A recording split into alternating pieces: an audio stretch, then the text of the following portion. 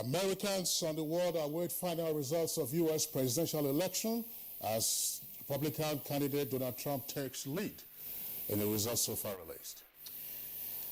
And in other headlines, Presidency directs security agencies to ensure violence-free elections in Ondo and River states.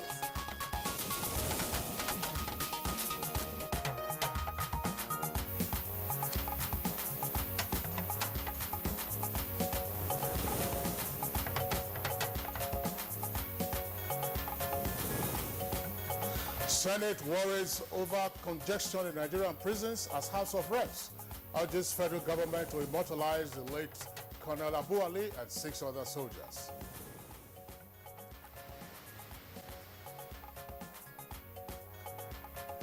Vice President Oshibajo declares open second annual education conference. Described teachers as key to achieving Education 2030 agenda.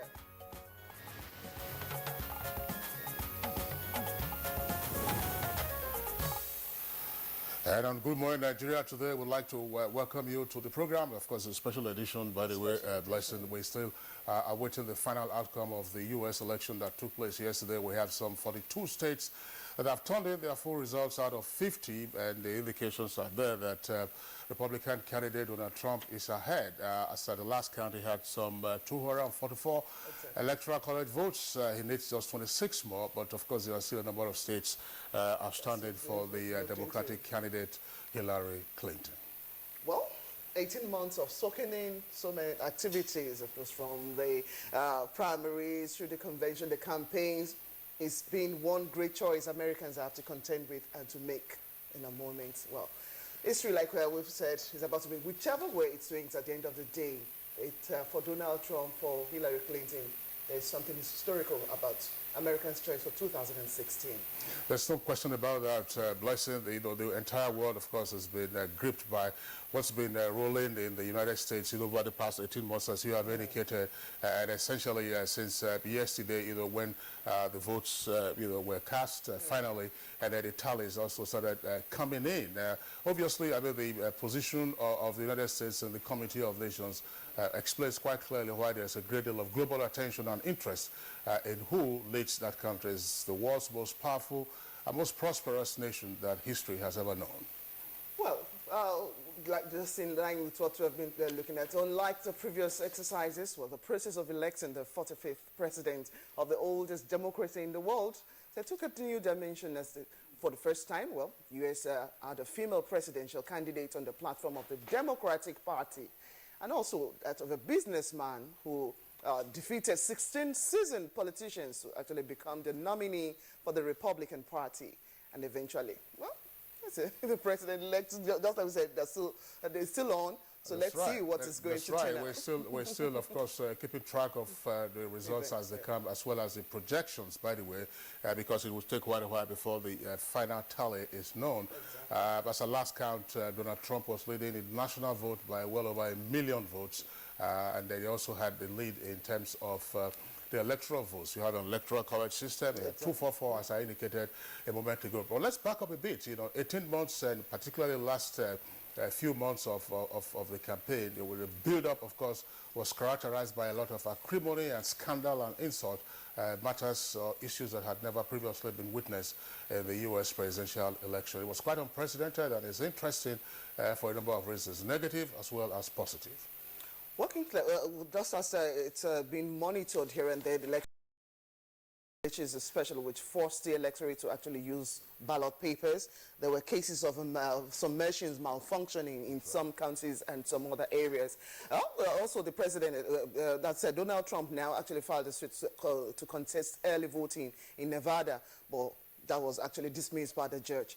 And some other areas too, it's some kind of contentious issues like you've pointed out. Okay. And we also saw in the process of the months of campaigns, a seemingly divided nation for both candidates. Definitely. I mean, blessing, it could be similarly. America is split down the middle, as it were. Or you have, it's a divided country, and whoever emerges president and is sworn in on the 20th of January next year will have a difficult task of having to heal the rift that's been created as on account of the acrimonious campaigns that we've seen in the last few months. Now, but obviously, we'll be keeping track of what's going on, and once the final call is made with regard to projections as to who will be the next president of the United States, well, of course, we'll be taking a look at all of those issues. But what are the factors that may have accounted for, the lead of whoever is leading at the moment and whoever also emerges, whoever emerges the president-elect ultimately? And in particular for us, what are the lessons to take away from this,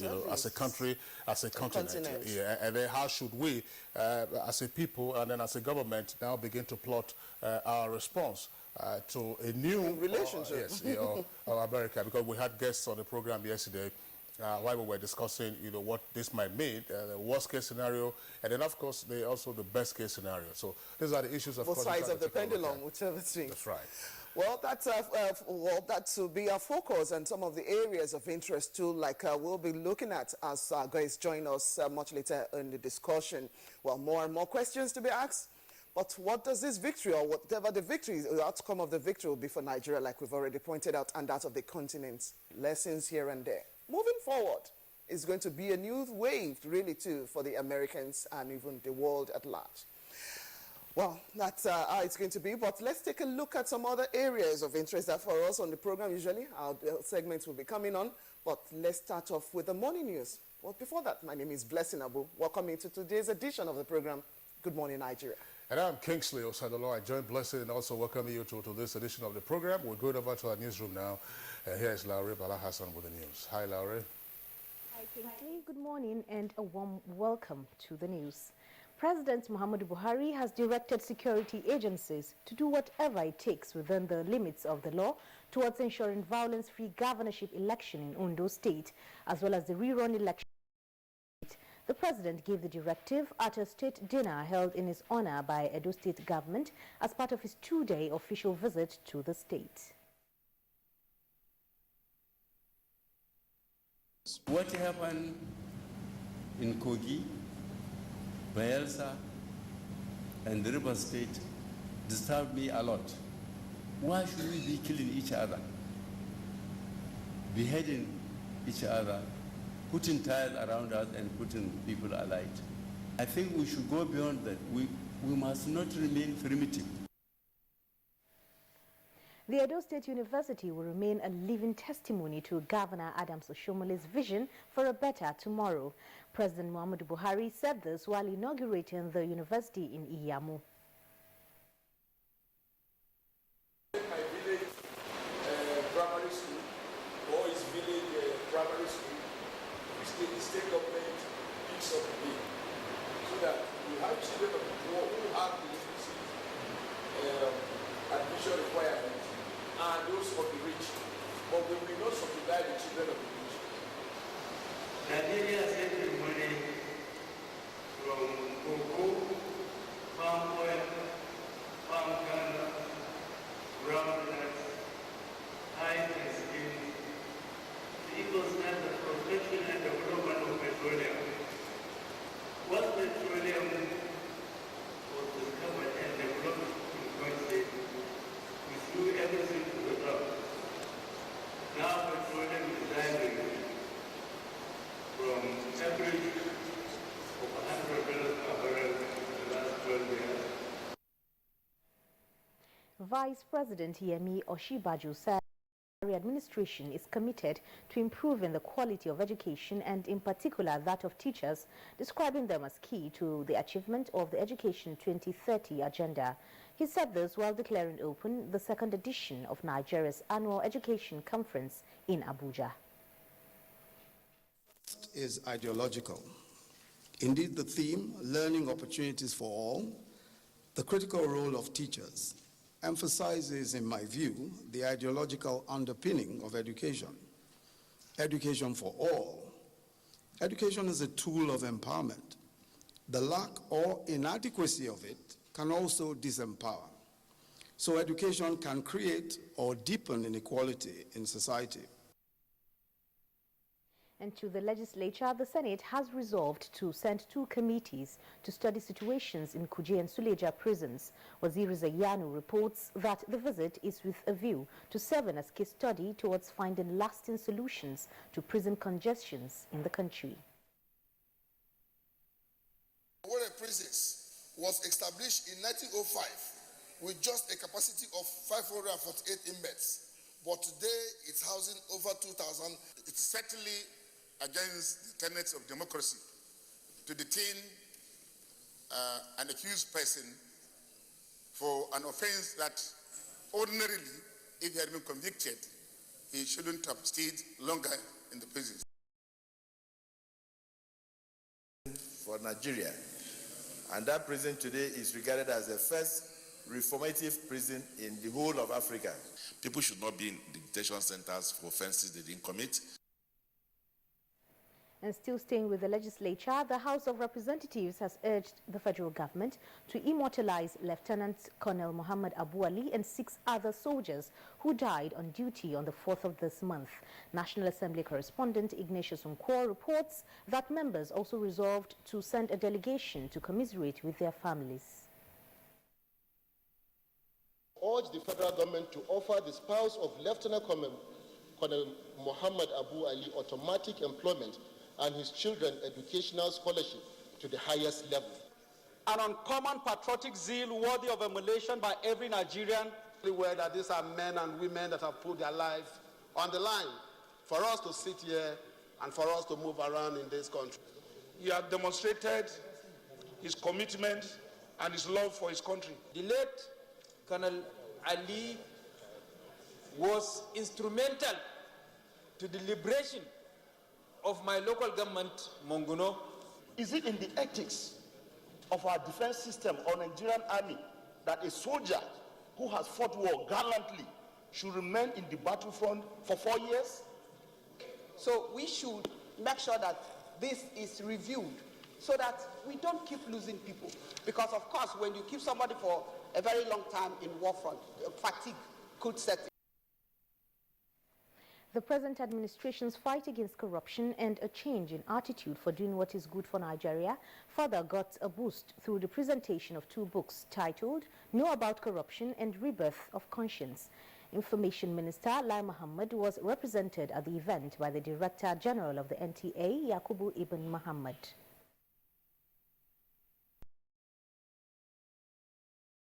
Begin our way back on the path of rectitude and progress is to have a society that is founded on honesty, on integrity, and rewards for hard work. For us to attain the promised lofty height, we must, like President Muhammad Buhari said, kill corruption before it kills all of us.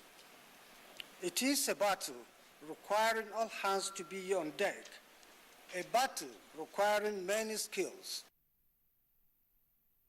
And that's the news for now. Good Morning Nigeria continues with Blessing and Kingsley shortly after the break. If you hear a bomb explosion or gunshots of an active shooter, that might be a terror attack. At such times, always remember 3 action words. Run, hide, report. Don't try to run towards the terror scene to save the situation, because there might be a second bomb blast or another attack. Run far away and take cover. Make sure you are safe first. Yes, it is in our nature to sympathize over the hurt, but remember, only trained personnel can help in such situations. When in a secured environment, promptly call relevant authorities and help will come. For anonymous reporting, call 09630-3250-5 or 0813-2222-106. If you see something, say something. Nigeria unite against terrorism. This message is brought to you by the Federal Ministry of Information and Culture. Hi guys, look how my baby Jamil has grown. And as they grow, there's a worry we all share, skin rash. Some use lotions or petroleum jelly, but I found what works for Jamil is Nigerian Pampers. It has built-in lotion to help protect his delicate skin and keep him dry. See you in the morning, Jam Jam. Good morning. Join many other moms and try Nigerian Pampers with lotion. Let's beat the rash.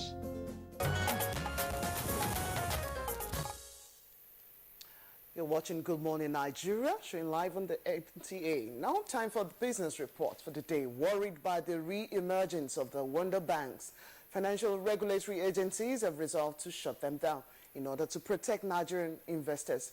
What details with Joy Ozo?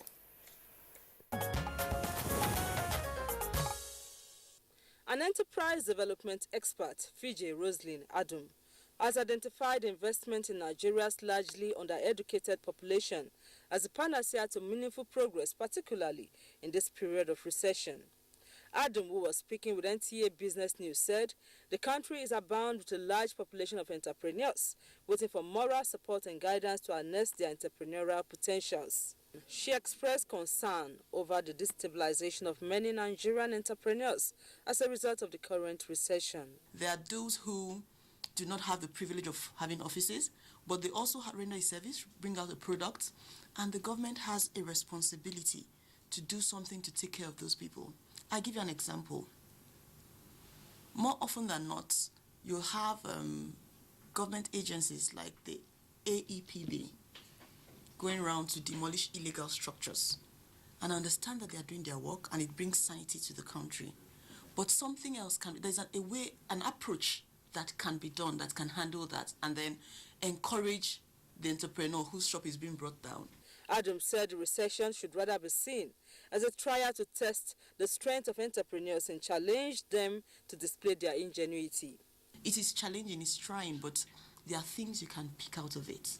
And those are the lessons that we should look for right now. Not just looking at the downside of the recession, but to say, now that I've been through this, what have I learned? Improved? How have I bettered myself in this situation? And then I wouldn't leave it at that, because another error of this country is the fact that we feel every responsibility is laid to the government. That is very wrong. There is no country in the world that is successful that the government has had to do everything. The business executive urged Nigerians to discard the habit of quick and short-time survival and build capacity for maximum productivity to facilitate quick solutions to getting the nation out of recession. The activities of MMM Nigeria and other wonder banks operating in the country may soon be outlawed as regulatory authorities unveil plans to put them out of business. The managing director of the Nigeria Deposit Insurance Corporation, NDIC, Umar Ibrahim, say the agency has set up a committee to stem the activities of the fraudsters, including the wonder banks across the country. Umaru, who disclosed this to newsmen in Lagos, lamented that despite repeated warnings, Nigerians are still patronizing such illegal fund managers. Represented by the Director of Claims Resolution Department of the corporation, Mr. Bello Shitu, the NDIC boss said the corporation is intensifying enlightenment on the benefits of savings culture, advising Nigerians to patronize only banking institutions that are duly recognized by financial regulatory agencies. The Naira appreciated against the dollar in all segments of the forex market on Tuesday. Investigations revealed that the Nigerian currency gained 44.95 Naira to exchange to the dollar at the interbank market after its Monday record of 350.22 Naira. At the parallel market, the Naira gained 5 Naira to exchange at 465 Naira from 470 Naira it traded on Monday, while it went for 565 Naira and 510 Naira against the pound sterling and the euro. Next is a graphic summary of trading figures on the floor of the Nigerian Stock Exchange for Tuesday, 8 November.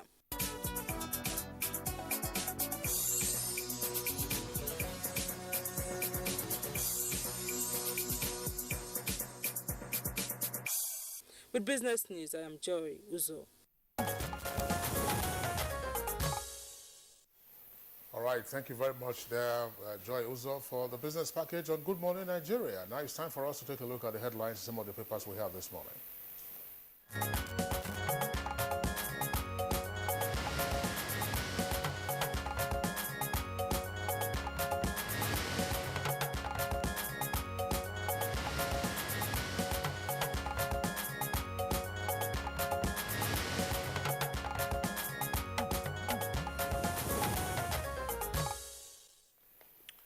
case Bayo Atoyebi to take a look at what is trending. Of course, you should expect that the U.S. election is topping most of the dailies this morning. Good morning to you, Bayo. Yes, good morning.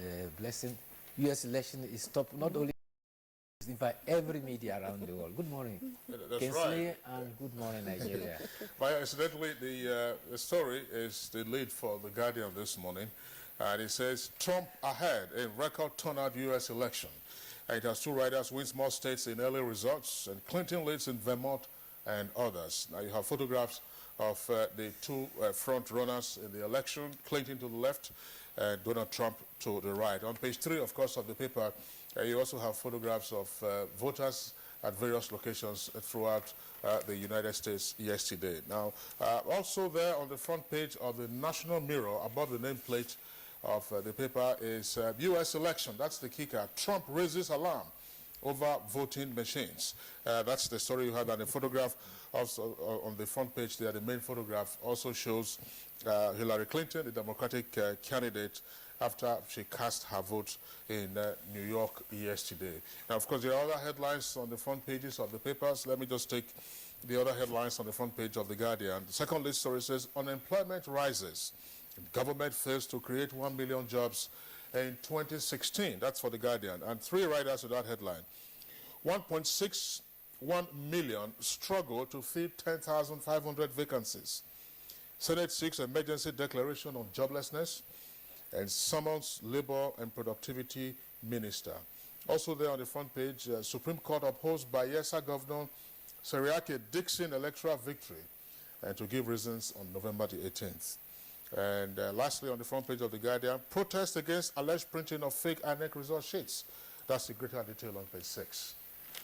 All right, so basking in the fear of the American elections, let's return to that as captured by New Telegraph. It's just on the side to the left-hand corner of the paper.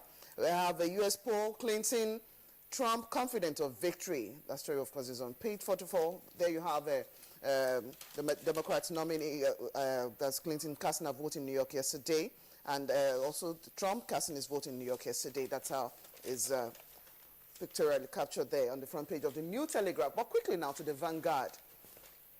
I like the way it is. The next American president is, of course, you have the ellipsis there. Both of them raising their hands. Whoever is the winner, you get to find out. But of course, this one is more like what 2 other reporters actually taking a look at what is happening with the elections in the different states, Washington, D.C., as well as Houston. But the details you find on pages 44 and 45. But leading the headlines for the Vanguard is federal government slams 9-count charge against Justice Nguta. With 3 writers, alleges he has 4 diplomatic passports, as is violating Immigration Act, allegedly falsified aged diplomatic passports, and also another writer to file charges against Justices Ademola and Okoro today. EFCC probes Ebonyi governor. That is the New Telegraph way of leading this morning. Places hotel filling stations under investigation. SAN paid 5 million naira into judges' accounts for building materials. That's story you find on pages 4 and 5 for the New Telegraph. Bayo. Well, let's start with the U.S. election. In fact, earlier on, the nation has said that Clinton was in an early lead, but they later on modified one of their headlines to read, Triumph Clinton in tight race. The Guardian says, the Guardian also reported his own perspective. However, there was an incident reported by Guardian somewhere in Los Angeles. A gunman came at the polling vote and shot an officer 20 times. He also injured 5 persons. The Telegraph reports that Clinton triumphed confident of victory. The Punch says Trump wins Ohio, and America. Trump wins Ohio. Yes. But you said triumph. America awaits a suspect bill. Daily Trust say there is massive turnout of the election, but the Daily Sun says Trump has Clinton in electoral votes. And according to the last count, the electoral votes, Clinton was having 215 votes as to Trump's 244. You require 270 to win the electoral votes. Meanwhile, Trump presently has won what they describe as these 2 strong swing states, the Florida and North Carolina. Clinton has won California and I think Virginia, that is. Meanwhile, New York Times has already predicted that Donald Trump will win. And America has what they call the omnious state. They say for over 20 years, any presidential candidate that wins Ohio eventually ends up winning the election. Presently, Trump has triumphed in Ohio. Talking about the judges, the report you read, Blessing, there are conflicting reports from the newspapers. The Punch says that 6 count charges have been filed. That is also confirmed by the Nation. But the lead trust is recounting 9 count charge against a Supreme Court judge, and one of them is money laundering. The other is possession of 2 valid diplomatic passports. One of the papers, again, like you read, is saying 4 diplomatic passports. They also said he was making false statements in passports, and this has affected the date of birth. There is also the charge of money laundering, possession of foreign and Nigerian currency in the home. However, no date has been mentioned for hearing of the cases. All right, let's return to the National Mirror. National Mirror has as its lead story, Ondo PDP crisis. That's the kicker for the headline. Appeal panel gives verdict on Thursday. And it has a writer, Buhari directs security agencies to ensure violence-free polls in Ondo and Rivers. Now, above the nameplate, just to the right-hand side, we have Senate probes alleged 12.4 billion naira contract scam in CCB, that's the Code of Conduct Bureau. And other headlines on the lower half of the front page of the National Mirror, federal government rearranged Kanu and 3 others for treasonable offenses. That's on page 7. And 3 in court over 75-year-old man's killing. And octogenarian and 3 others who died by hanging for murder. That's on page 9. The story that Bayo just discussed earlier and the one that Blessing also read is there. National Mirror says, Judge Gate, FG files 9 counts charge against Unguta. That's on page 4 in greater detail. At the foot of the front page, don't succumb to pressure on petrol price hike, Nupeng tells government. That's on page 6 in greater detail. Well, in line with the issue of oil, above the masthead for the Vanguard, we have a militant attacking Transfocado's pipeline again. That's what we find on page 42. But just beside that, you have the story towards 2019 polls. My worry over 2019 polls by Buhari. They find the story on page 5. Moving further down, beside the photograph of the presidential candidates as Hillary Clinton and Donald Trump, you have the story, share ecological fund now. Governors tell federal government. The story we find on page 8. Federal government reaches $5 billion settlement with IOCs. That's on the joint venture cash call. But for the Naira, as we heard in our business reports earlier, Naira crashes to all-time low. Now 375 Naira to the dollar. That story we find on page 9. Okay, Bayo, let's see. Okay, quickly now to the New Telegraph, the same story about the ecological funds. Just at the foot of the New Telegraph, you find governors demand sharing of ecological stabilization funds. Meets finance minister, CBN governor on cash squeeze. You find that story on page 4. Yeah, Blessing, just before Bayo comes in, let me also indicate that we have the Daily Times here with us. Daily Times is leading with the story. Buhari, that's the kicker, there will be no election in 2019 if. And there is violence in Rivers and Ondo polls, decries electoral killings, and direct security agencies to ensure free election. The story about the governors is also there on the front page. It says, governors move to share ecological fund. That's on page 12. Supreme Court affirms Dixon's election and Biafra. FG rearranges Kanu and 3 others. And then you have at the foot of the front page of Daily Times, blasphemy. Khan asks federal government to reverse Kanu court judgment. That's on page 7. Well, let's start with the story, with the headline you read with the poster. There will be no election in 2020. If what? The president has said that if it is difficult for security to be maintained for the gubernatorial elections in Edo, what will become of the nation in 2019?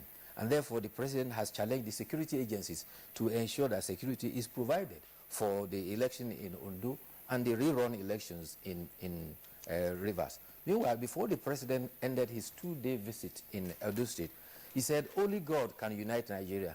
It is not easy for a people to come together in a country of 450 ethnic groups. He says he urged Nigerians to appreciate the strength in our nation, diversity in ethnic and social groups. He says multi-party system remains the best option for Nigeria. And he has also said that he promises to leave Nigeria better than he meant it. But in talking again about our diversity, elder statesman Yusuf Maitama also at a book launch yesterday says that the amalgamation of Nigeria in 1914 was ordained by God for Nigeria to lead Africa. It was not Britain, but was ordained by God. Talking about the state governors met with the governor of the central bank and the minister of finance. They were discussing about ecological fund and excess crude account. 6 of the governors were in the delegation that met with the minister of finance and the central bank governor. After the meeting, Governor Abdulaziz Yari, who is also chairman of the Governors Forum, said it was a follow-up of their resolutions after the governors' meeting. He says that the nation has environmental challenges, desertification in the north, gas flaring in the southeast, erosion in the southwest, and therefore there was need to discuss with the Governor Central Bank and Minister of Finance to ensure that ecological funds, stabilization fund, and excess crude account are provided, reports are provided monthly so that they will know the situation of it, and therefore the state needs money from these accounts to be able to tackle some of their challenges. Well, quickly now to some other headlines found on the front page of the New Telegraph. We have for page 6, you'll find a story, Biafra, federal government slams treason terrorism charges on Kano. And the next story there, you find gunmen kill 50 miners in Zamfara. That story you find on page 43. And for pages 8 and 6, you find the stories, I stole baby after 10 years of barrenness. It's come from a woman.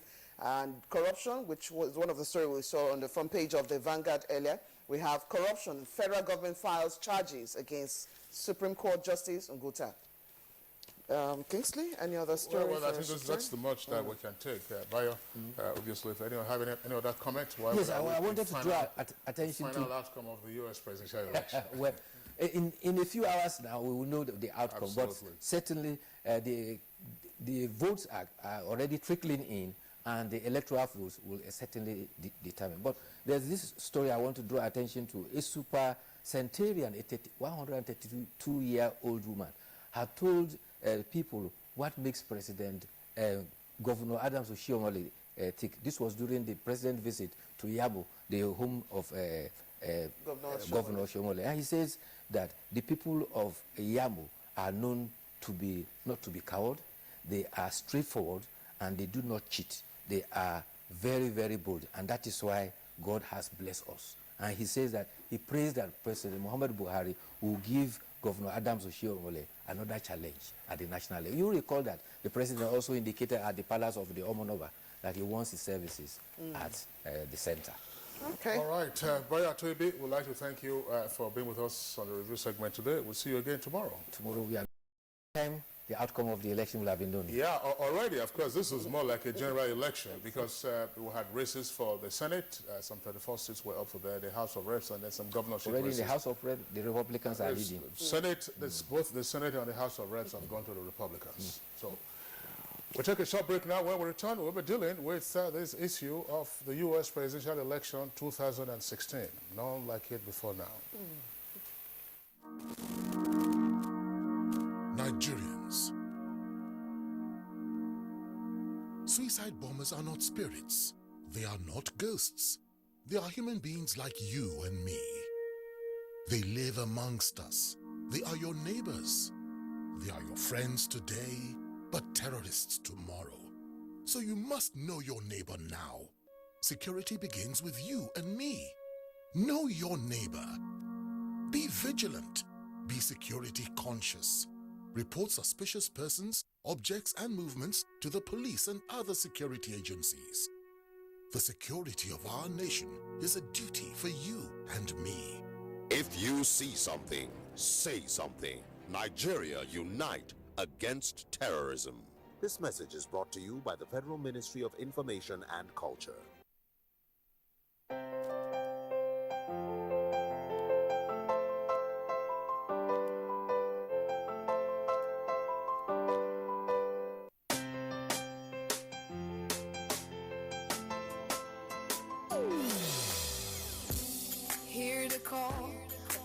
for change. Stand up, Nigeria.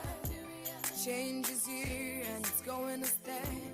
Change begins with you. Oh yeah, make we go. Go to so let the change begin from within. Look at you, oh get roller. You and me. Change begins with me. Change begins with me. Change begins with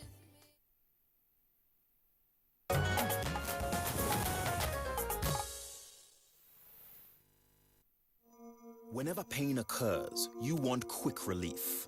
Try new Nurofen Express. It goes to the source of pain and gets to work in under 15 minutes. That's why Nurofen Express delivers fast and effective relief. New Nurofen Express works at the source of pain.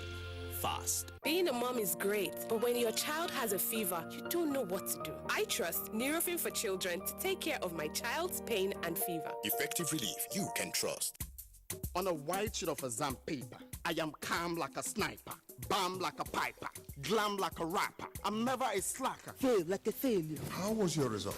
This wicked girls here was gave me. Then give me... They gave me 7 E's. This week on your award-winning comedy series, Professor John Bull, starring Kanayo Okanayo, Mercy Johnson, Queen Wokoye, Yomi Fash Lanso, Stephen Odingbe. Address me as the Ono.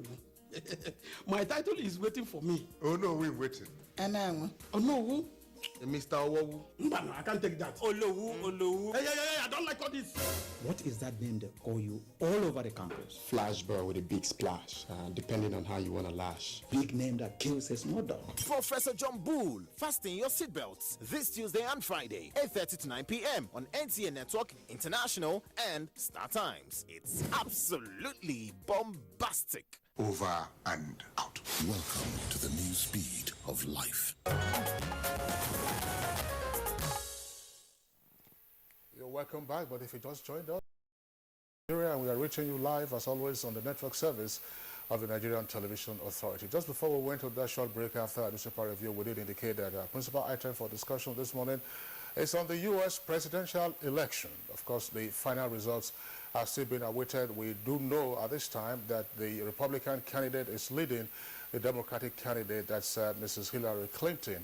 As a last count that we had, it was 244 electoral votes to 215, and Donald Trump was also ahead national vote by about 1 million. So you need, of course, 270 to become president-elect. We have issues arising from the election, and we also have guests with us here in the Abuja studios, as well as a guest joining us via Skype from the U.S. At this time, we'd like to welcome to the conversation this morning Ambassador Suleiman Dahiru. Ambassador Dahiru, of course, used to be Nigeria's ambassador to the Sudan. It's our pleasure to have you on the program. Thank you very much. Okay. And then we also have with us in the studios this morning Dr. Cletus Akwaya. Akwaya, of course, is an international relations expert as well as the Group Managing Director of Leadership Newspapers. Dr. Akwaya, a pleasure to have you on the program this morning. Good morning, viewers. Okay. Lesson? Yes, like you indicated, we have a guest joining us via Skype from the United States. We'd like to introduce at this point Mr. Ugo Nwakoro, is the Deputy Mayor, City of Newark. We'd like to say good morning to you. Well, it's morning here, and we know it's been a long day for activities back in the United States. We'd like to welcome you at this point. How are you today? Yes, good morning. Of course, we'd like to start the conversation with you. Can you give us a sense of what is happening right now? What is the mood? What is the feeling in the U.S. at this moment? It is, I was continental African immigrants in the United States is a very big shock. I'm still dressed up. I'm coming to the restaurant where we've been watching the results coming. It was very, the Africans were watching it, the result coming. It's been very, gloomy. And people are shocked because, of course, obviously the result that is coming, people expect. The pollsters, the pundits, nobody predicted what is happening. So it is, whether I'm going to say it's a start day, but it's is a very shocking day to us. So the morals of the Africans are low because the African immigrants here don't know what to make out of it.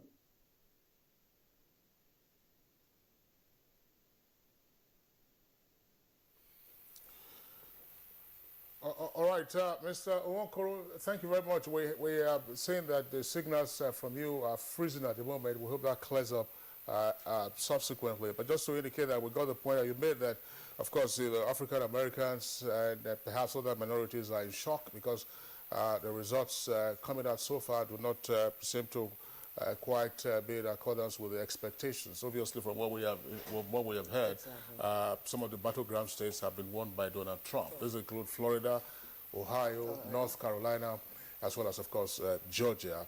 Georgia is a red state. Texas, of course, long since gone. California went to Hillary Clinton. But we have another guest to join us in the conversation this morning. He's here with us in the Abuja studios. We've, of course, had him sometime in the past on the program. Professor Okelo Ochuli is an international affairs analyst. Professor Ochuli, a pleasure to have you on the program.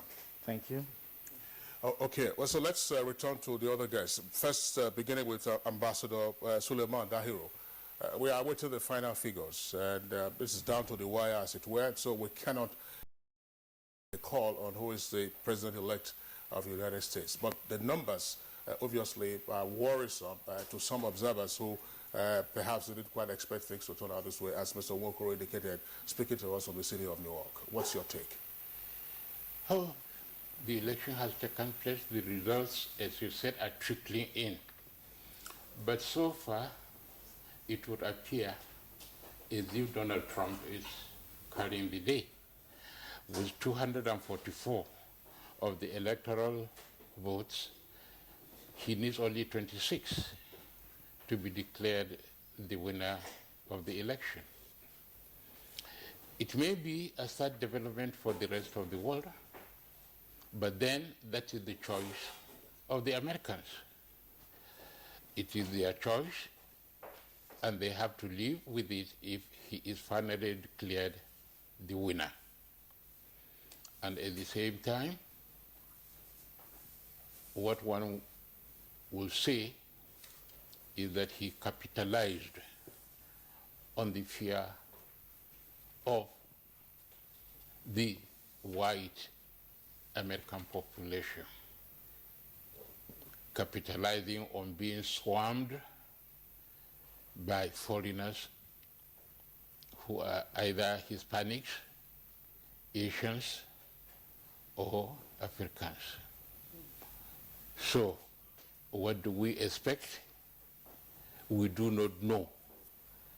But my take on it is that American institutions are greater than any individual, even the president.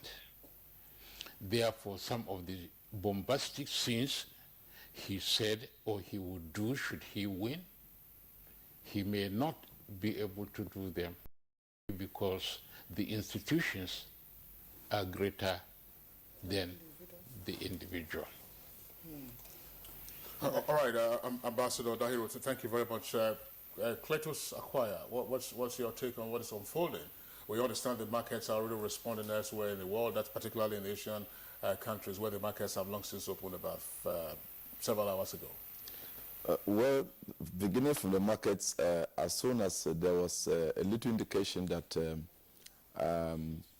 Trump was leading, even the Dow lost about 500 points on the floor. Now the Asian markets are tumbling, and you expect that to happen across the world, but of course stability will be restored in due course. As said by Ambassador Dahiru, the U.S. has core objectives and fundamentals in her national interests. And it does not matter whether Republicans win or the Democrats win. In her relationship and in her conduct with the rest of the world, there are certain objectives that cannot be compromised. And to me, from Africa and the rest of the world, there are certain things that might not change. For instance, I do not imagine any U.S. president, whoever he is, change the relationship of America with Russia, for instance. I do not imagine any U.S. president altering the partnership and relationship that America has forged with the state of Israel, for instance. And so there are certain fundamentals that are not likely to change, whoever becomes president. So the emergence of Trump, the likely emergence of Donald Trump as the president, might shock a lot of people because empirically the opinion polls indicated that he was going to lose the election. Even the poll opposed indicated he was going to lose the election. But I think he had a strategy. He was campaigning to the 70% of the voters who are white. His message was being sent to the 70% of voters who are white. If you look at the structure of the election or the electorate, the Latinos or the Hispanic voters, the African American voters, combined with the Asian voters, give you a total of about 26% of the total electorate. Therefore, any candidate who was appealing to the sentiments of this 26% was appealing to the minority voters. He took his message to the 70%, and that's where it mattered. And that shows the way the results are trickling in. It shows that he probably had the right message for the larger segment of the voting population. All right, Dr. Akpai, thank you very much. Let's have a feel of what Professor Okelo-Chile feel about the influence, the fundamentals that the elections are throwing up for everyone to see, especially for the Americans. Well, I think it is important to notice that the American ruling class, after the end of the Cold War, abandoned their own internal market in preference for China. They saw China as the new area of investment. China had a very highly trained workforce. They didn't have to invest in educating Chinese workers. And of course, when you make a pair of shoes in China, you have a market of 1 billion or hundreds of millions. And so they turned to China and abandoned factories that were employing people in the United States.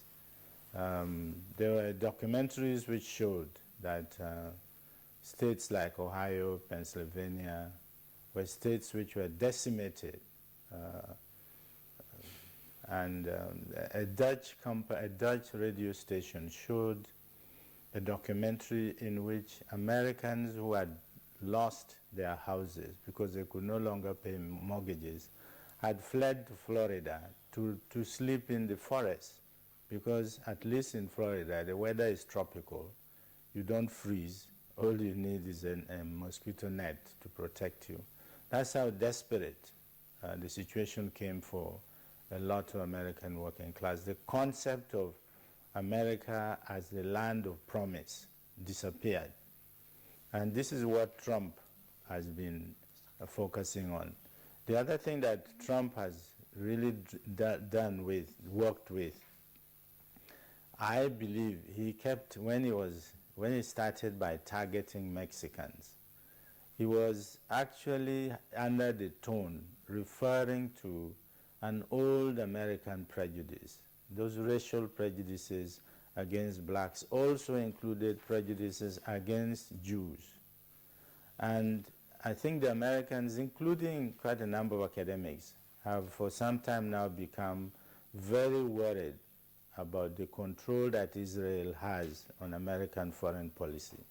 And there's a feeling that the crisis that hit the Middle East, the crisis which has led to what they see as terrorists bombing people in the United States, infiltrating the United States using internet and so on, that all that is traceable to American policies towards Israel, which has annoyed and infuriated generations of Muslim youths who increasingly became desperate. If the superpower is backing a country in your area and keep supplying weapons to that country, and there is no way you can fight that country, and also, of course, compromised what could have been your redeemers like Saudi Arabia and so on, then you are left with nothing else but sheer frustration. When you see pictures of children being bombed in Gaza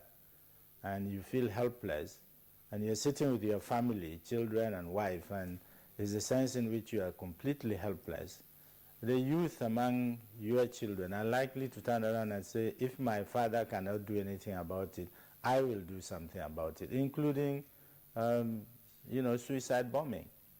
So those are things, we have to put these things into context. I noticed that American television commentators keep talking about the establishment.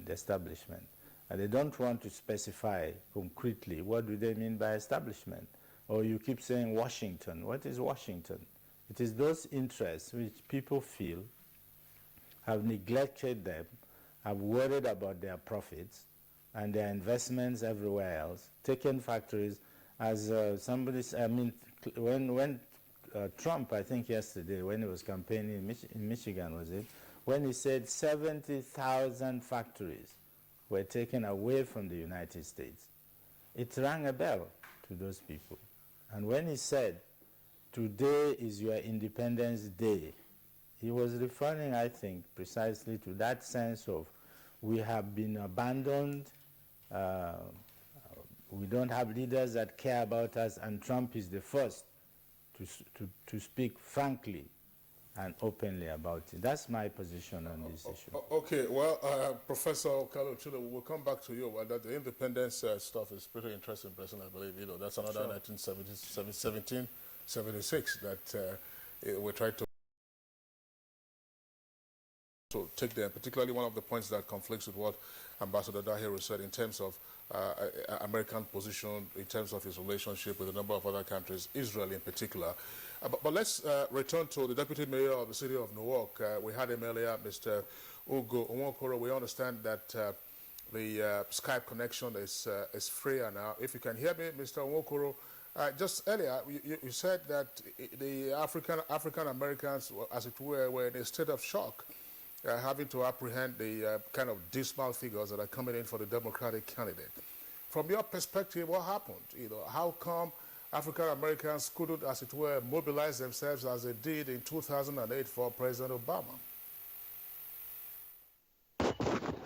Well, first and foremost, Hillary Clinton, Obama, that's one. The story, a black brought out all manners of blacks, regardless of whether they are African Americans or continental African. But in this case, Hillary Clinton first, let's face it, she did with Obama. And the way people, African Americans, she got appeal. She had a lot of scandals that made the black votes, check the polls, blacks didn't come out like they should have come out. But nonetheless,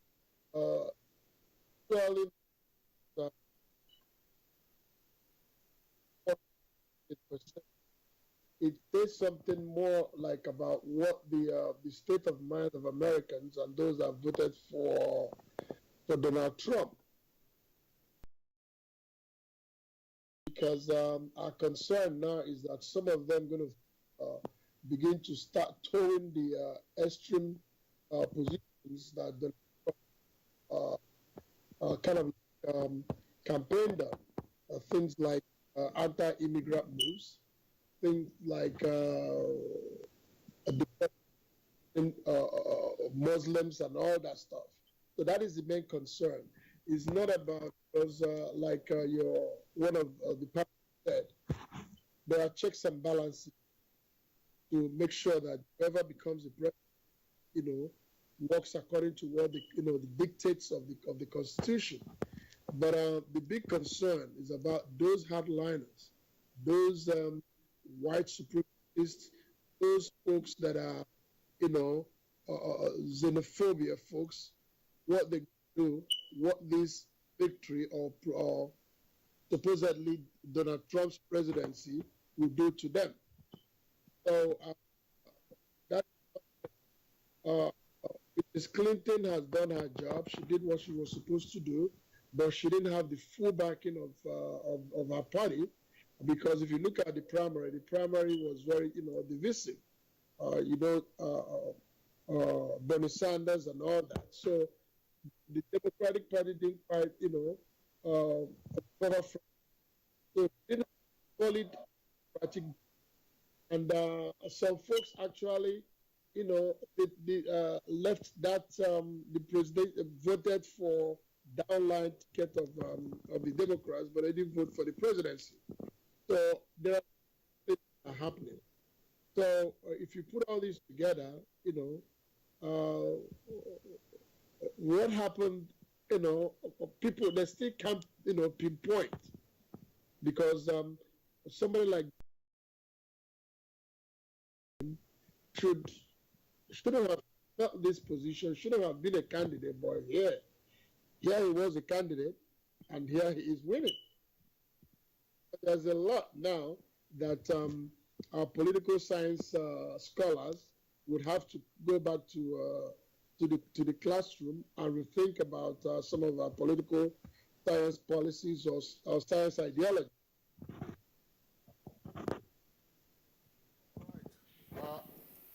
Mr. Wokoro, thank you very much for your comments. Let's return to our studios. Ambassador Suleiman Dahiru, what's your take on this? Obviously, we had a comment made earlier by one of our guests here. He said, look, to whom did Trump appeal, and to whom was Clinton appealing to in terms of seeking to mobilize voters? Now, we saw what happened in 2008, and then we also saw a semblance of that 4 years ago for the re-election of President Obama. But here we are, as Mr. Wokoro has said, there's dejection already in the African-American as well as minority communities across the United States. What could have gone wrong? They didn't quite appreciate this as a tough race, or were they misled by the polls? I think many things went wrong. But first, we should admit that social science is not hard science. What happened was that, one, if you look at the number of votes cast in 2008 for Barack Obama and 2012 for Barack Obama, the figure of 2008 was much higher than the figure of 2012. This voter apathy has started to set in. And then the campaign itself. Perhaps because she has been put at some points ahead of Donald Trump, the campaign shifted maybe to the minorities. As you rightly said, the percentage of the voting minorities is much lower than the percentage of the white voting population. And then the issue of trust came in. The Donald Trump camp kept on hammering this issue of trust, that Hillary Clinton cannot be trusted. And if you remember, there was the issue of the killing of the American ambassador in Benghazi, Libya, which was virtually blown out of proportion because they wanted to nail her. And then the issue of the emails came up. I am of the opinion that the issue of the emails contributed greatly in maybe reducing the enthusiasm to support her. And if you remember, 11 days to the election, the FBI Director James Comey wrote a letter to the Congress saying that they had reopened the investigation, which to me was not a politically correct step to take. But then, as I said before, the institutions in America are very strong. But then, 3 days to the election, the same James Comey said that there was nothing to make them change their opinion, which they took as far back as July. But by then, her momentum has been broken. And we have to look at the minorities themselves.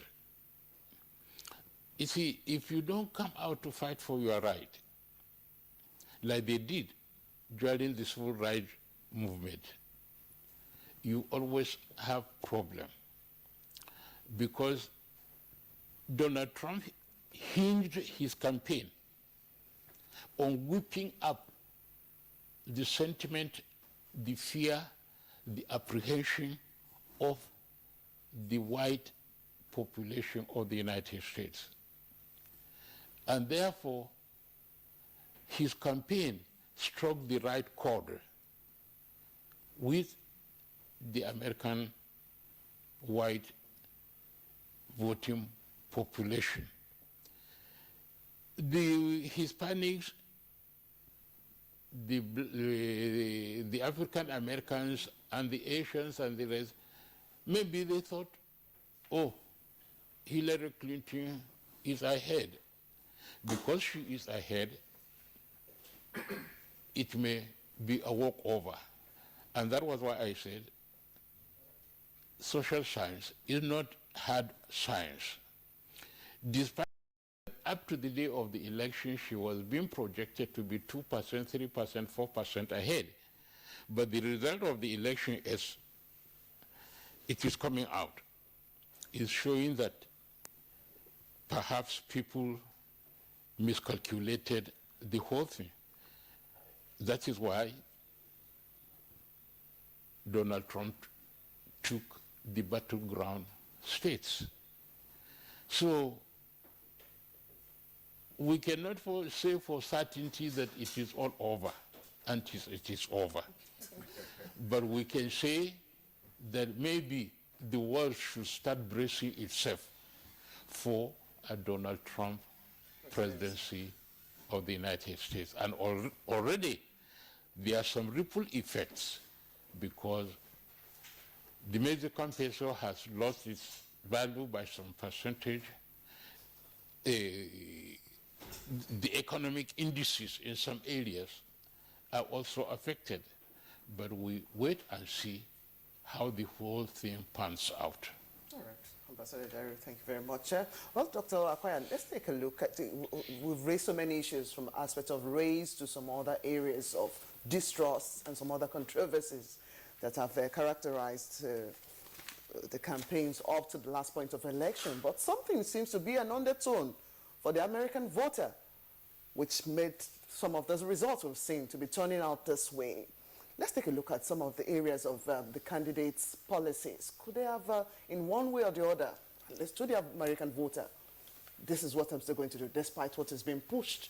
You raised the issue of the emails and some other areas that were raised last minute to actually push down maybe some people's point. Let's take a look at some of those areas of candidates' policies, aspects of race and other areas that could have swung this in this direction. The 2016 elections were quite different from all the previous elections. And this is why the results are showing a remarkable difference from the opinion polls. And the elections were different in these respects. One, for the first time, a major political party was fielding a female presidential candidate in Hillary Clinton. That's the Democratic Party. Two, Donald Trump, for a very long time, was coming from the private sector, directly, without any previous experience in government, to also become a nominee of a major political party. It has not happened for decades. All the previous presidential candidates of major political parties have either been former senators, been former governors, been former ambassadors, been in government at some point, and so on and so forth. He was coming for a very long time, directly from the private sector, having held no political office at all, and went through the primaries and the caucuses to emerge the nominee or the candidate of the Republicans. Now, there is something about this. There was a tendency to underrate him as somebody who is inexperienced, and I believe that was one of the campaign points of Hillary Clinton, you know, that he was inexperienced, he has not been tested in the art of governance. That might be true, but he has been a leader in the private sector. And they tried to make an issue about how correct he was a businessman, or how bright he was a businessman, or how well he performed as a businessman. Issues of taxes came in, and so on, or whether of his relationship with business interests in countries perceived to be rivals or enemies of the United States. All these were brought as campaign issues. Now, as I said earlier, he, in the midst of all this, developed a message which, to us in Africa, and indeed the developing world, appeared unrealistic and unacceptable, but which, as Ambassador Dahiru has said, struck a chord with the larger percentage of the American voters. Hillary Clinton, as President Obama said in the last campaign rally in Ohio, in New Hampshire, came as a candidate with some of the best credentials that a presidential nominee would have in the recent history of the United States. And so I think there was also some bit of overconfidence in her capabilities, in her experience, in her exposure, in her readiness for the job, in her qualification for the job. And there is something in politics about being overconfident.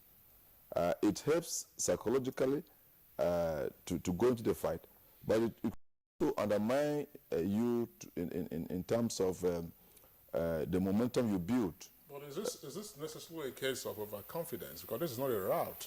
I mean, for her to have accumulated so far some 215 electoral votes, indicates that it's not a rout, and some of the strongholds they have also heard. Yes, it wasn't, and because you see, it was almost a two-way thing. The other aspirants that were neither here nor there, so you do not expect a very wide margin. But as I said, if we look at the 2012 elections, the opinion polls were saying that the elections were going to be a close shave. I mean, were going to be a tight race. But as it turned out, Mitt Romney was defeated, and the figures were looking wider than what the opinion polls said. Now the opinion, and indeed previously, the opinion polls have always led us to something close to reality. This is the one election that the opinion polls are showing are going a different direction, and the results of the polls are going a different direction. The opinion polls are in tatters, by the way. well, Dr. Akwaya, just before we return to Professor Okelo Chule, there's a point you talked about, you know, Donald Trump being a businessman, having no political governance experience and coming onto the stage. How would this compare to, for instance, what we saw almost 20 years ago, Ross Perot? Ross Perot, another, you know, very successful businessman who tried to run for president of the United States. The U.S. apparently wasn't ready for a businessman leader at that time. How is the U.S. or why? Let's say, assume. The times have changed. The times are different. As I rightly said, 20 years ago, there was no 9/11. That's correct. When Ross Perot came to contest. The nuclear threats we're having from North Korea were not there. The ISIS was not there. There's so much that has happened on the international scene that has impacted on the domestic policies of America and are leading to the kind of leadership that America would prefer. So the time that Ross Perot came, he was also a successful businessman from Texas, but the times are different. And this is why, and in any case, perhaps if he had the right message, maybe he would have been accepted at that time. But Donald Trump appeared to have had the right message. He was doing all the odd things, fighting at campaign rallies. You had violence, people were being beaten up. He was abusing a woman, abusing journalists. He was doing all the odd things, things that you can say that are completely unexpected of a politician aspiring to be the president of the United States. Yet, the voters kept following him at the primaries. And then in the general election too, the voters kept following him, leading to the leadership has taken in the results. This suggests to me that he got the message to the right people and stayed by that message. And so the message didn't make meaning to us, the developing world, but it made a lot of meaning to the white majority voters. Right. That's the point, Dr. Akwaya. Thank you very much. That's the point I would like Professor Okalo-Ochule to elaborate on. You already started on that trajectory. What are we saying here now? Assuming, in the final outcome, Donald Trump becomes president-elect of the United States and Hillary Clinton loses. Are we seeing the conflict, a direct conflict between global wishes and local desires? And if so, how might this be reconciled? Because ultimately the U.S. cannot forever isolate itself. Professor Ochule. I think it's a crisis of empire. The empire is usually run by the ruling class, the powerful economic interests, powerful business groups, pirates, and so on. And they operate very well outside. In this particular situation, they have abandoned, as I said earlier, they abandoned their working class, abandoned those who had American dream that their children would also go to college, they too would have houses of their own. That was being shattered. And I don't think that Hillary Clinton's message that she will give everybody a living wage. A living wage would appeal to those who have jobs, but those who have lost jobs, that kind of statement didn't make sense. As I said, all the treaties that were made, Clinton's treaty of taking jobs to Mexico and to some extent to Canada, taking jobs to China, all those things did fit a certain category. For example, they did say that in North Carolina, the new young college graduates who are experts in computer sciences, who are experts at designing software in the computer age, they were not afraid of China. They were not afraid of America reaching out. But those whose jobs were linked to coal mining, those whose jobs were linked to factories that make cars and other things, were afraid. Those who were working in textile factories were alarmed that textiles were coming in and flooding the market. So you couldn't placate them by saying that you are going to give them better wages and so on. I think it is not altogether fair to say that black Americans did not support Clinton. The evidence that I saw just before I came, the British BBC report showed that it was very clear that, in fact, support for Clinton was probably higher than the support they gave for Obama the last time around, despite the identification of Obama as their first black president. And that it was very clear that over 80% of black voters voted for Clinton. Now, of course, the blacks were caught in a very tight situation. The Republicans started the campaign by having policemen shoot black people repeatedly so as to recall the days of lynching black people by hanging them from trees. This time you shot them in broad daylight, and nothing happened to the policemen that did it. And that fanned that Ku Klux Klan mentality of take them back to their place and so on. And of course,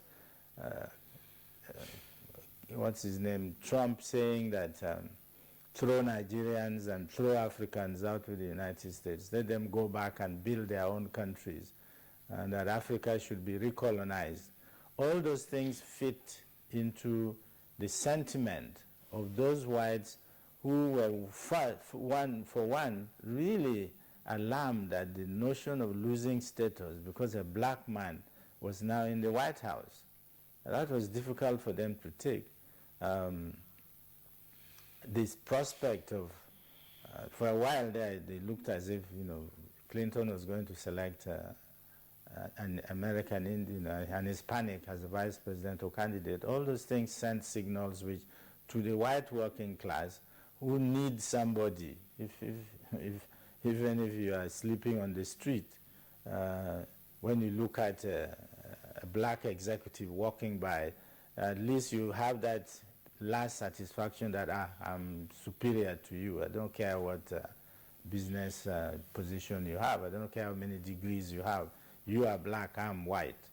Those are the things, the sentiments that, what's his name, Trump was playing on. Trump was also playing on a certain imperial concept that in Latin America, they used to call Americans the ugly American.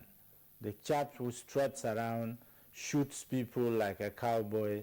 As Trump said, we use this expression, beat the shit out of them. I mean, that's the American expression of ultimate impunity, expression of power and contempt for other people.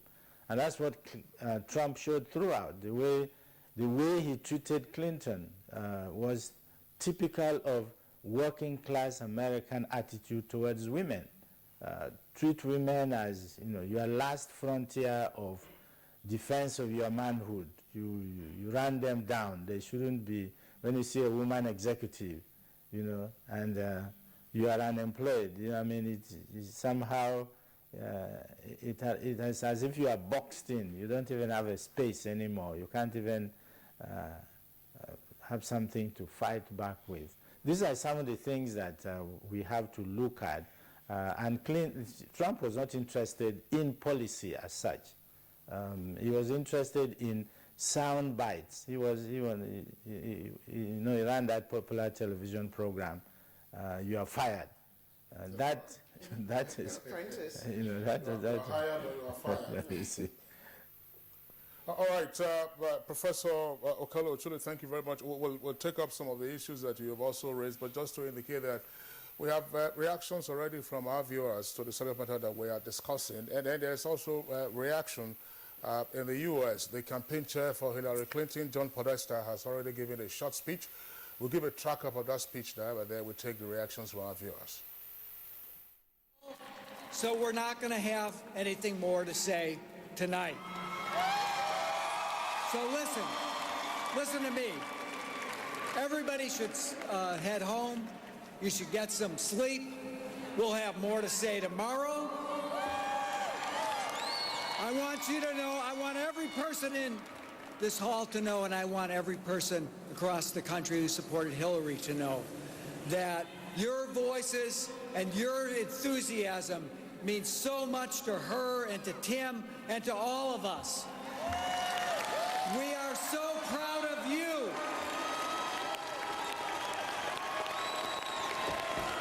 And we are so proud of her. She's done an amazing job, and she has not done yet. So thank you for being with her. She has always been with you. I have to say this tonight. Good night. We will be back. We'll have more to say. Let's get those votes counted, and let's bring this home. Thank you so much for all of you have done. You are in all of our hearts. Thank you. All right, that was an excerpt from the statement given by John Podesta, the chair of the Clinton campaign. Of course, we got that from a concession statement from what she also indicated there. It said, let's get votes counted. We just hope that this doesn't become, as it were, another Florida year 2000. So the votes are still coming in. We don't have the final result, and this is well past 8 Nigerian time. Eastern Coast is about 6 hours behind us. That's past 2 a.m. there, as well as, you know, you can subtract the number of hours we have in other time zones in the United States. Just to return to the subject that we are discussing, Ambassador Dahiru as well as Dr. Kwaya, it's significant, some of the points that Professor Okello Ochule raised. you have a number of white working class persons, some of them not college graduates, in other words, don't have university degrees, and as we will say in this part of the world, these are laborers, persons who feel ordinarily threatened. Then you have your younger population who are also coming in, and some persons are said to also be racist and their disposition towards women. Does this mean that, or does this suggest, assuming Trump wins eventually, that for a generation or more, we are unlikely to see a female president of the world's most powerful country? It is still possible, but the strategy of the campaign has to change. You see, just because you are a lady, if you don't go out to fight for your right, you don't go out to vote seriously for votes, you may not be able to succeed. It's just like what we have in Nigeria.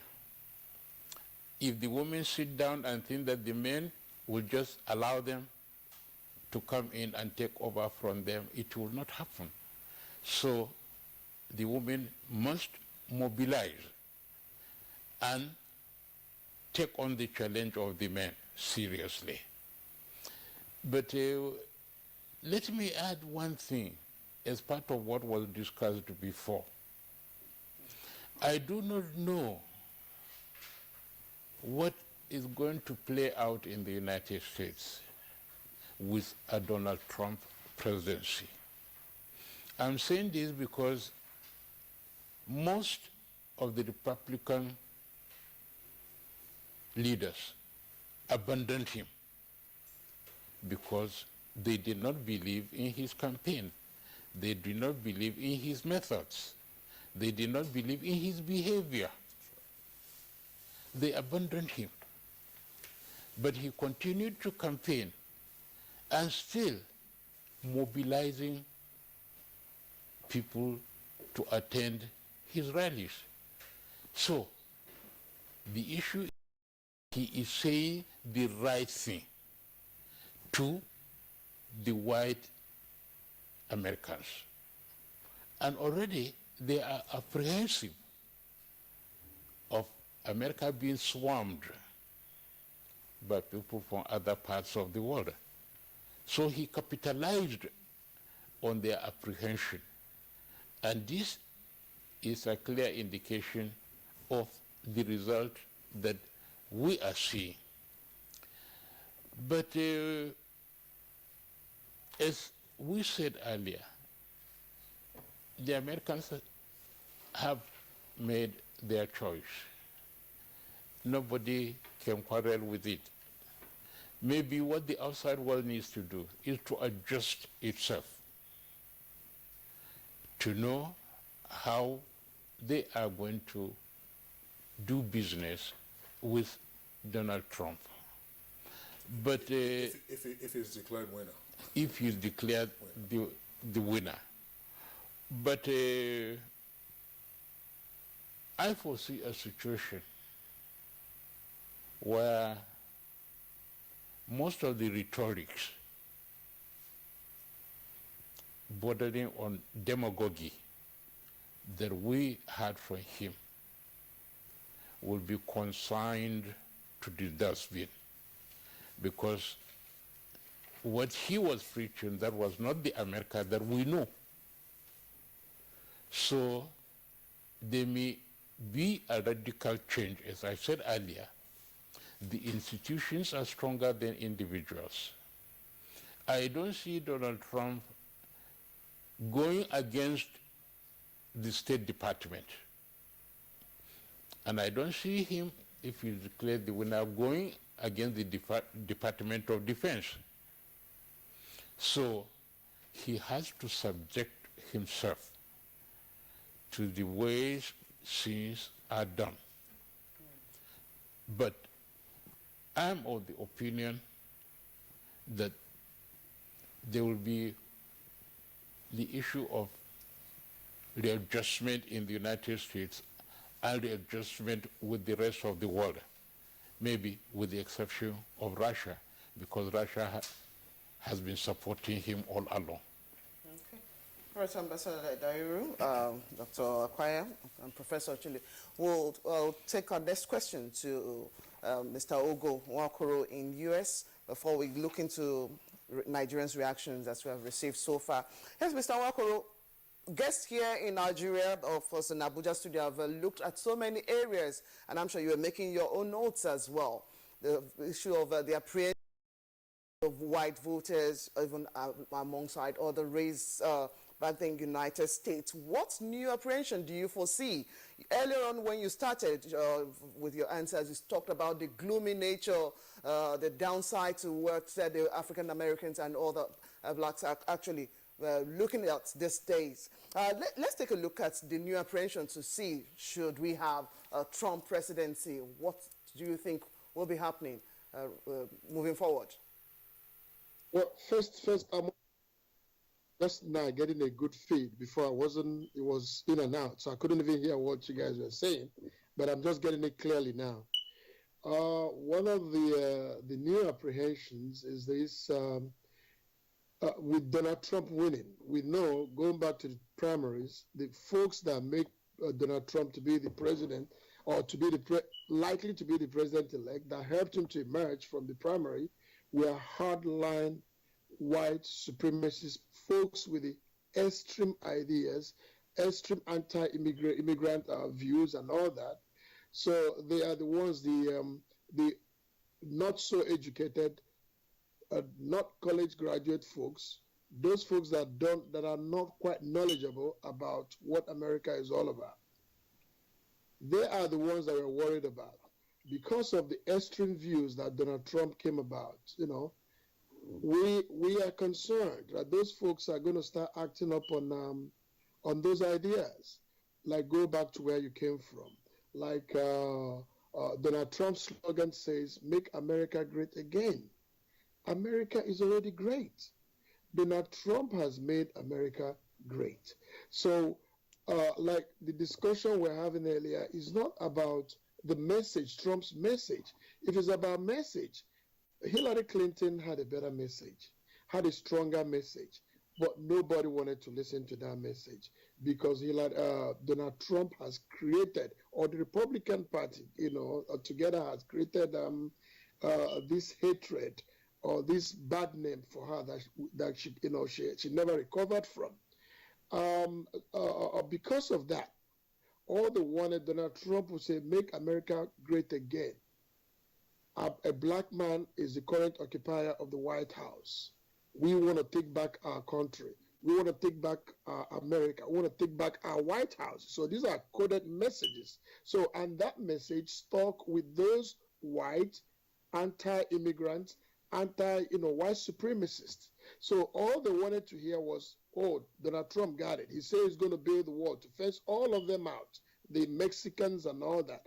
They bought into that, Now, Donald Trump, they continued. And Donald Trump eventually is likely, by the way, I hate to tell you guys, because I'm still watching the news here, is likely Donald Trump has won already, So it's likely. In fact, they've just declared Wisconsin for him, so which is another 10. So he's won. He's more like the president-elect of the United States. So like the professor said, the world needs to readjust on how to do business with the president, Donald Trump. Do I know how that is going to happen? I don't know. The professor talked about earlier about the steel industry, those that are not, that are unemployed. Donald Trump for some time has been buying his steel for his construction from China. So it's not about the message at all, but it's about the views, the extreme views. And it's the same views, by the way, that helped him to emerge from the primaries. Out of the 17 other candidates, he is the one that went to the extreme end with his views, the anti-immigration. America is for us. The Muslims should be fenced out of America. The Mexicans must go back. Now the Nigerians, the Africans must go back to there. So they are the ones. While the other candidates were busy trying to pander because they know there will be a general election. Donald Trump took his position and he continued with those hardliners. And they are the ones that helped him. And eventually, the white folks, backed him up. And then some other Hispanics people, especially like in the case of Florida, some Hispanics that actually think that they are whites, though they are Hispanic. So there are multiple things that are going in. One of them is we must punish Hillary Clinton. She is the one that worked with that black man that is occupying the White House. We are taking our America back. If we are going to be taking it back from the black man, we're not going to, we don't want the woman that worked with him as his Secretary of State to now go back to the same White House, because it's going to be a continuation of the same policies. So Donald Trump emerging as the president is really not about Donald Trump, what he's going to do, because like I said earlier, there are checks and balances that will make him abide by the Constitution, that, things that he can do against foreigners, against immigrants, against like Africa, for instance, are limited. But the hardliners that helped him to emerge, what are they going to be doing? Are they going to be more hate crimes against African Americans, against minorities? We don't know. You see, that is a concern.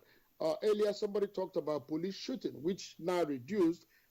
Police now, because Donald Trump didn't want the police, actually supported most of the actions that the police was doing, that people shouldn't be talking bad about police. Will police shooting continue now that he has mind? Those are the questions, those are the apprehensions that we are concerned about now. All right. All right, Mr. Ugo Nwokoro, would like to thank you for your contributions. You spoke to us from Newark, where you are the deputy mayor of the city, just about 2:30 in the morning there. We hope you're able to catch some sleep. Once again, thank you for being with us. And when you do wake up, of course, the reality would have dawned. I hope so. Yeah, the reality is here already. We know. Well, all right. Thanks a lot for being with us, and we'll see you some other time. Okay, just to return to our studios, we indicated earlier that we have some twists. We'll take some of those twists and then continue with the other three guests with us in the Abuja studios. All right, we have this one's from Chibuzo Jonathan. Says, my lesson in U.S. election is that there is no place like home. No matter how much they pretend, they want strangers, people, mostly people of colors. He also continues to have a great role to play when it comes to election by reaching out to the people and telling us clearly on their agendas. And Sani Michael Omakoji has this tweet. It says, when we review America's political history, the unfolding results, that is of the presidential election, it's not strange because Americans are prone to making mistakes after 8 years. And it says the election result thus far also portends that Americans are still united despite immigrants' agitation against Donald Trump. And from Adebayo Emmanuel says, Trump or Clinton, America remains America. No fear. It's all propaganda. And then we have this from Gondo Andy. It says, good for them. It doesn't state who the them are because stats show that they didn't even come out to vote. Perhaps those who are regretful now that the results are not turning the way that they ought to be. Let's get the views of Dr. Cletus Acquire. We're talking about whether or not the door has been shut to a female president for the United States, anytime in the near future. Well, assuming, Hillary doesn't get in this the door is definitely not shut. And it appeared that Hillary was really qualified for this job, not just because she was a woman. But the ascendancy of Trump gives us the hope that you can also come even from the private sector, from the academics, from the careers, and actually aspire and probably win the presidency of the United States. So it's up for the women of America to go out there from whatever background they may be coming from the business, from those in political governance, from the professions, from the careers, to aspire. And I think that the society will recognize that. Other countries in Europe have achieved this, of having women preside over their affairs. And the whole world was looking forward to America, at least on this point, that America being regarded as the bastion of democracy, as the most advanced democracy in the world, as the largest democracy in the world, will have a woman as president. that hope appears to be fizzling out now. But I think all hope is not lost. There is a chance that a woman presidency might emerge in the nearest future in the United States. Well, Dr. Kwai, I mean, how do you reconcile that with the fact that, look, perhaps, until Hillary Clinton, you had never seen a more qualified female presidential nominee of a political party. We've had a number of them, at least 2 or 3 of them in the last 30 years or more, serve as running mates, but not as a candidate, of the era of the political party. Measure that against what I'm sure some viewers and other followers of American politics also know. Was there a sense in which Hillary Clinton, assuming she loses the election now, would have been a victim of some consistent attack, not just over the emails that we just saw now? I mean, I've seen some books on the shelves, anywhere you go in the U.S., people taking advantage of the First Amendment, actually tearing, her reputation apart, whether when she was in Arkansas or when she was at the White House. Has she always been a target for vilification by elements who assume that someday she might aspire to become president? I think Hillary was spotted long time ago. No one could say exactly where she was heading to, but it was clear to a lot of people that she was heading somewhere. It was not very clear whether she was going to run for the presidency, but it was clear also that she was a personality that could not be wished away. In everything she did, in the presidency of Bill, her husband, she became one of the most visible first ladies who even attempted to make to get involved in state policy, even as first lady.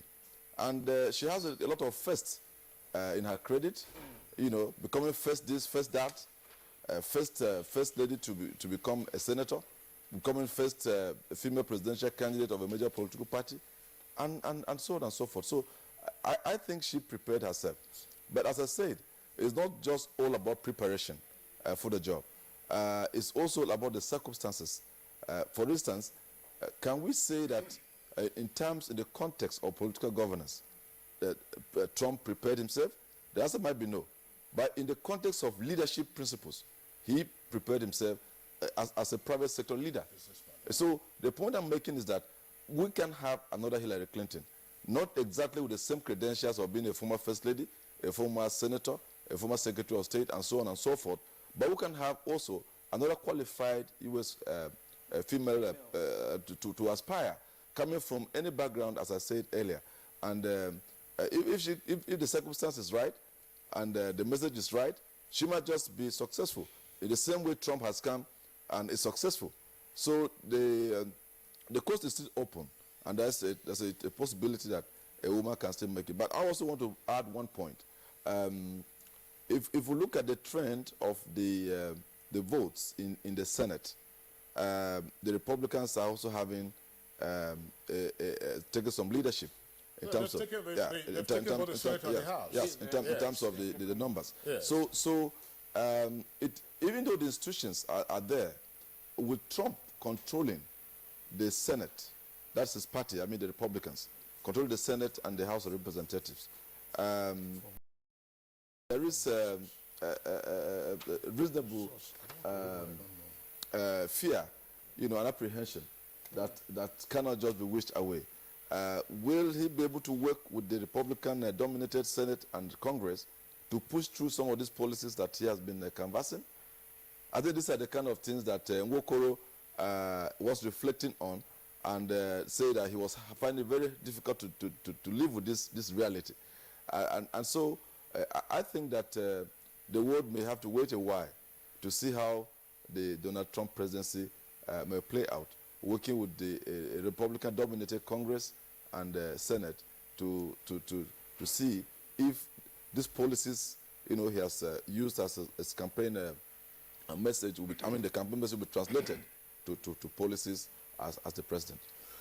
All right, Blessing. We have some tweets that have come in, and then we also have some information that Republican candidate in Nigeria here we say candidate, but in the U.S. political system they call is called a nominee. That Donald Trump is already at his campaign headquarters and is expected to deliver an address shortly. Some of the numbers have also come in, it would appear that the magic number 270 has been crossed.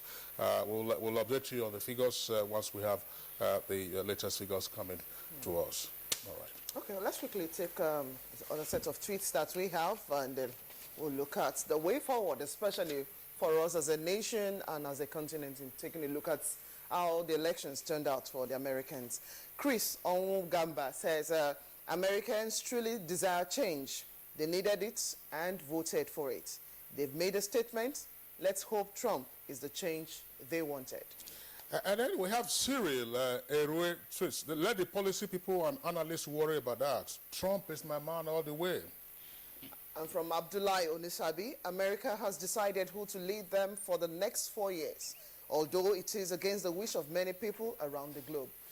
And then we have this from Sonny Michael Amakoji, one of our regulars in terms of reaction. It says, if Trump eventually wins, then I'd like to advise some men of God in Nigeria to limit their prediction to Africa alone.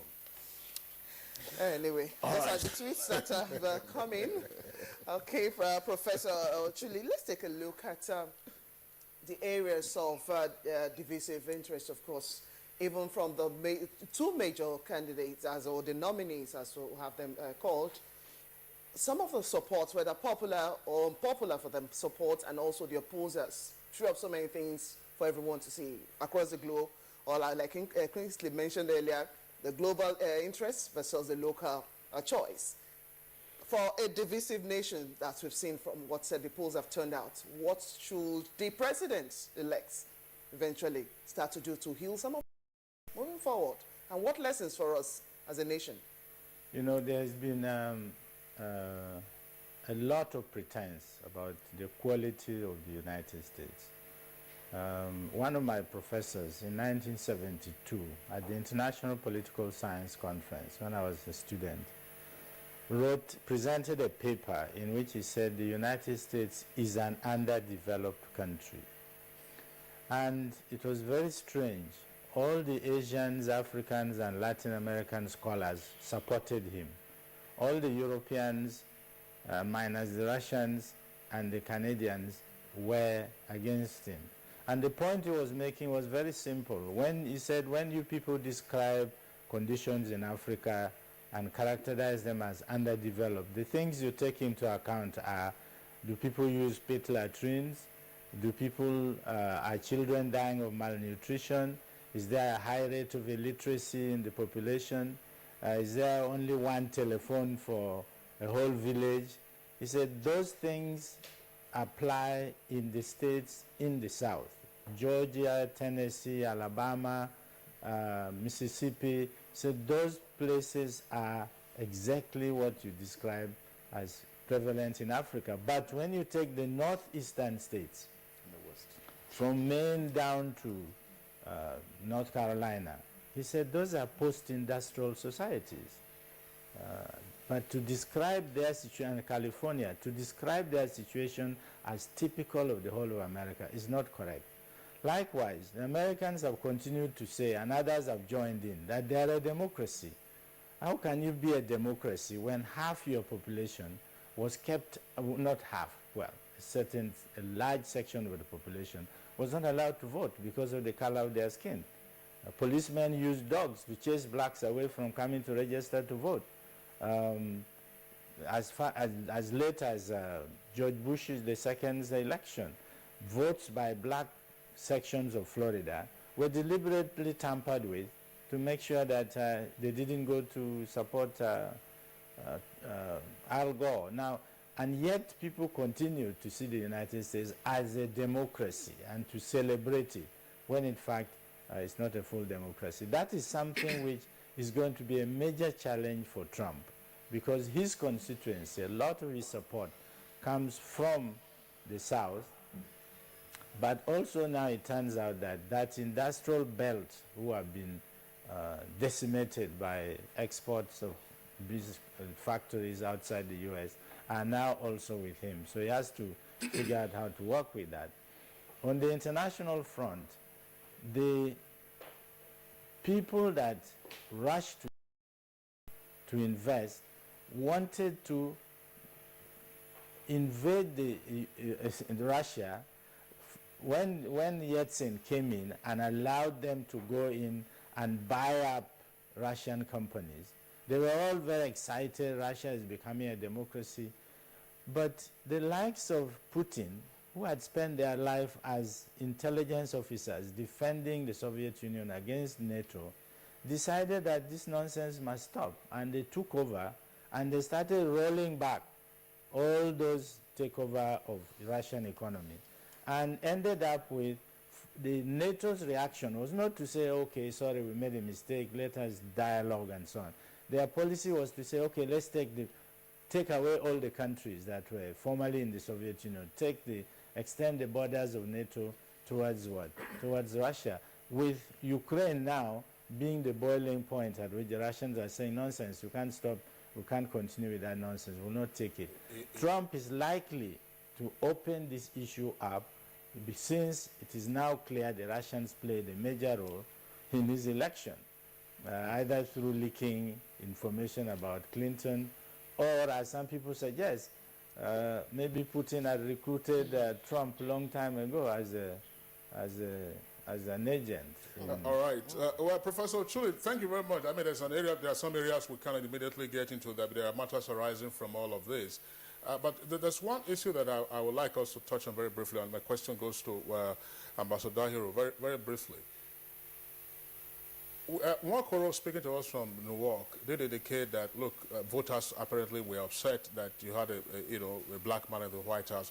Was this election a referendum on Obama presidency? That's one leg. And second leg, Nigerians often also ask themselves, fine, in 2008, we're all enthusiastic about Obama. 2012, we're all enthusiastic. What did Obama do for Africa, or particularly for Nigeria? Might Clinton have been different? Number one, you know, President Obama and his wife campaigned vigorously for Hillary Clinton. And I think he did it because he was concerned with his legacy, which would be in jeopardy should Donald Trump win. But unfortunately, even though the results have not been officially declared, but we have a clear idea of where it is going. So his legacy may be in tatters, especially Obamacare, which Donald Trump railed against. And with both houses in the Congress controlled by the Republican Party, they may wind down the Obamacare, which afforded minorities and poor people who could not afford medical care at a reasonable cost. That may be in jeopardy. But also, coming to the second question, what did you say in the second? Well, I mean, you talked about the first aspect of the question. Just before you continue, because I premised that and say whether the legacy of Obama as president will be impacted on Africa if Hillary Clinton had won. Legacy of non-action, as it were. Now, if she had won, the legacy of Obama would have remained, because she also campaigned on the fact that he did well for America.